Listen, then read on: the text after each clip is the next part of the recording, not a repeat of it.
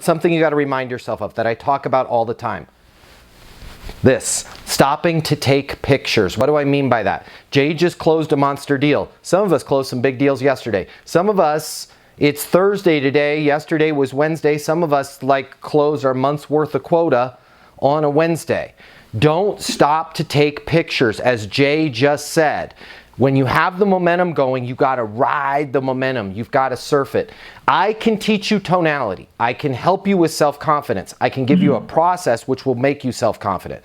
The one thing I can't give you, though, that you have to give yourself is momentum. And the one thing that we all do in sales naturally, which is horrible, is we kill our own momentum. And what I mean by that is Bob closes a big deal. He goes into Pat's office, high fives Pat. He's like, I'm feeling pretty good. He calls his family, calls everybody. He goes on to Facebook. He starts looking at the new Lamborghini website because Bob would look great in a Lamborghini, right? So his focus gets knocked off. And am I saying I don't want Bob to celebrate with his family? No, I want Bob to celebrate. Am I saying I don't want Bob to buy a Lamborghini? I want to ride in Bob's Lamborghini, okay? Bob, me and you, Lamborghini, right? I can't drive 55, Sammy Hagar, it's going to be great. However, what I am saying is this.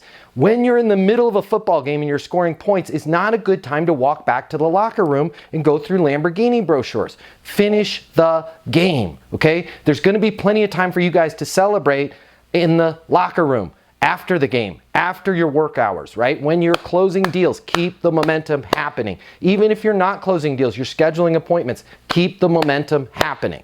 And on the flip side of that, if you're getting your face punched, keep making plays, right? Just keep doing it. Trust the process, guys, and good things will happen.